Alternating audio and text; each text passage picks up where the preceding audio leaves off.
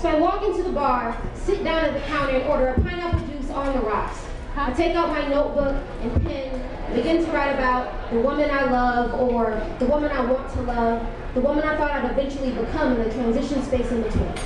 A guy walks over, sits next to me and says, "What are you, a writer?" I look at my notebook, pen, reevaluate the question. No, I tell him, I'm not a writer. I just don't like to forget things. He nods his head as if he approves of my answers and orders a beer.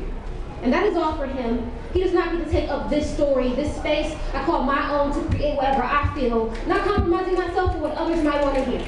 And this is what happens next. So I leave the bar, they go sit at a table alone, hearing only my thoughts to keep me company, and I watch the crowd move. So full of chaos, I find it euphonic, while a set of hips sway in the middle of the dance floor like the dial tone after the call for mating. And I feel like the first time I made someone laugh so hard they cried. I'm crying so often these days. The tears don't always show up, but I am crying all of the time. Here, in this space, I do not shame myself dramatic for feeling in a way other people can see.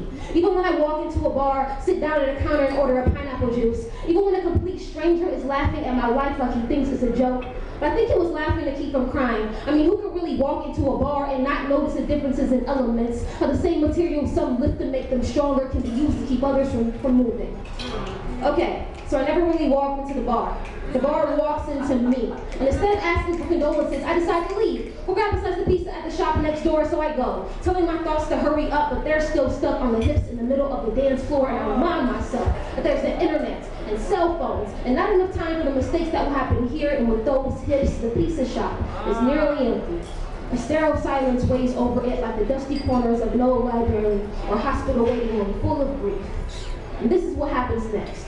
I keep everything. The dance floor, the disco ball, the DJ, the bartender, the ice cubes. I keep everything. The fall of her locks, the wind of her shea butter skin, the smile she blew to me from across the room. I keep everything. The taste of the pineapple juice, the guy's question mark eyes, my answer, the chaos that filled the room. I keep everything.